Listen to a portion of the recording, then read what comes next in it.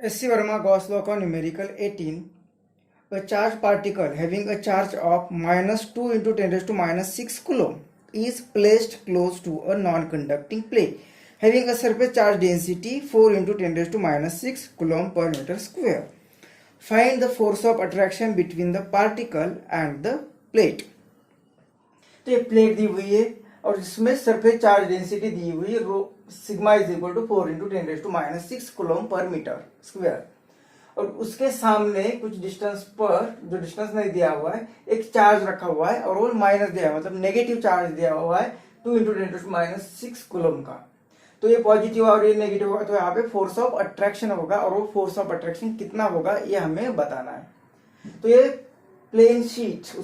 Charge plane sheet होगी non conducting तो यहाँ वो एक इलेक्ट्रिक फील्ड यहाँ पे उसके अराउंड तैयार करेगी। तो उस इलेक्ट्रिक फील्ड में अगर ये चार्ज रखा हुआ है तो वहां पे फोर्स तो एग्जर्ट होगा ही और वो फोर्स इनके नेचर के कारण हमें समझ रहा है कि वो फोर्स ऑफ अट्रैक्शन होगा। तो फोर्स कितना होता है जो चार्ज का मैग्नीट्यूड इंटू इलेक्ट्रिक फील्ड इतना फोर्स होगा। तो चार्ज हमें दिया हुआ है अगर इलेक्ट्रिक फील्ड अगर इस नॉन कंडक्टिंग प्लेन शीट के कारण हम फाइंड कर सकते हैं तो हमें ए फोर्स ऑफ अट्रैक्शन भी मिल जाएगा। अब ये प्लेन शीट दी हुई है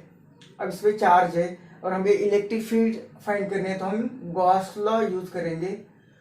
और गॉस लॉ का स्टेटमेंट है flux is equal to E D S is equal to charge enclosed upon epsilon naught. अब इलेक्ट्रिक फील्ड फाइंड करनी है और इस सरफेस एरिया वो सरफेस एरिया कौन सा होता है क्लोज सरफेस एरिया की जिसके अंदर चार्ज होगा। अभी प्लेन शीट ये तो ओपन सरफेस है अगर क्लोज सरफेस नहीं तो हमें इमेजिन करना पड़ता है वो क्लोज सरफेस जिसे हम कहते हैं गॉसियन सरफेस। तो हमें गॉसियन सरफेस निकालना पड़ेगा। अब ये प्लेन चार्ज शीट बहुत बड़ी हो सकती है उसकी साइज नहीं दी हुई है हमें डेंसिटी दी हुई है मतलब वो इनफाइनाइट लॉन्ग हो सकती है। तो इस कंडीशन में हमें पूरा चार्ज प्लेन शीट में ना रखते हुए हम कुछ यूनिट एरिया इसका कुछ यूनिट एरिया चूज करेंगे और वो इसे हम क्योंकि इसकी डेंसिटी दी है मतलब पर यूनिट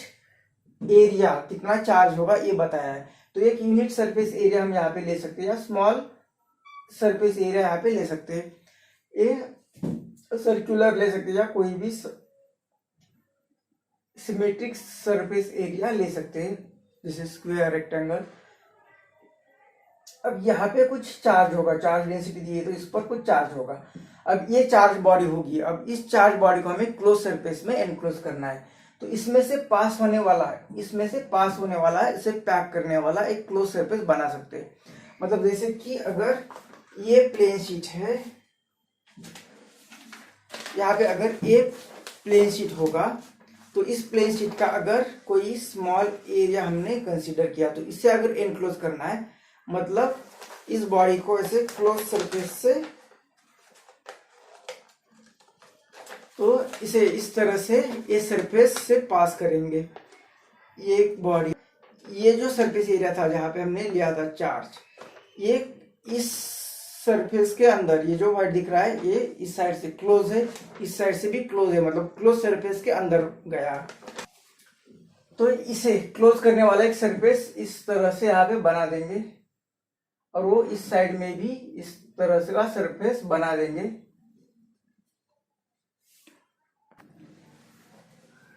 तो इस तरह से यहाँ पे यूनिट एरिया ले लिया कुछ एरिया ले लिया और उस एरिया को हमने क्लोज किया इस इमेजिनरी सरफेस में इस तरह का इमेजिनरी सरफेस आएगा। अब ये पॉजिटिव चार्ज है तो यहाँ से आउटवर्ड डायरेक्शन में इलेक्ट्रिक फील्ड होगी उस तरह से भी इलेक्ट्रिक फील्ड होगी यहाँ पे इलेक्ट्रिक फील्ड होगी। अब वहां से लाइंस पर यूनिट एरिया या lines passing through this given area उसे बोलते हैं फ्लक्स वो कितना आएगा। तो ये इलेक्ट्रिक फील्ड इस डायरेक्शन में होगी। अब इस एरिया से वो इलेक्ट्रिक फील्ड जा रही है उस एरिया से भी जा रही है और ये जो एरिया होगा यहाँ पे इसका यूनिट एरिया लेंगे तो इस एरिया का डायरेक्शन ये होगी और इलेक्ट्रिक फील्ड की डायरेक्शन ये है मतलब एंगल 90 है। तो ई डी एस कॉस 90 जीरो बनेगा तो यहाँ पे फ्लक्स सिर्फ ई इंटू डी एस आएगा। इसके लिए इलेक्ट्रिक फील्ड ये है और ये जो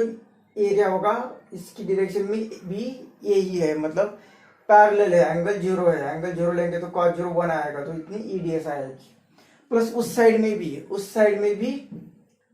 ये इंटीग्रेशन ई डी एस इलेक्ट्रिक फील्ड इस डायरेक्शन में और इसका एरिया भी उसी डायरेक्शन में, मतलब एंगल जीरो आएगा, एंगल जीरो आएगा तो cos 0 1, मतलब यहाँ पे फ्लक्स कितना आएगा, ये E into A area plus E into उस साइड का एरिया, मतलब एरिया 2A हो गया, E into 2A area is equal to charge enclosed. अब कितना चार्ज एनक्लोज हुआ है, तो हमें सरफेस चार्ज डेंसिटी दी हुई सिग्मा, तो सिग्मा मतलब क्या होता है, चार्ज पर यूनिट एरिया, तो Q इज इक्वल टू आएगा सिग्मा इंटू एरिया, तो ये आएगा surface charge density into area upon epsilon naught, तो ये एरिया कैंसिल होगा,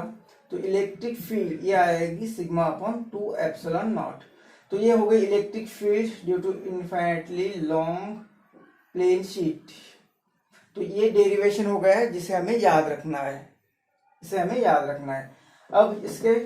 बाद हमें फोर्स फाइंड करना है, तो ये सिर्फ वैल्यू पुट करनी है, तो force is equal to charge into electric field, ये इलेक्ट्रिक फील्ड आएगी सिग्मा अपॉन 2 एप्सिलॉन नॉट,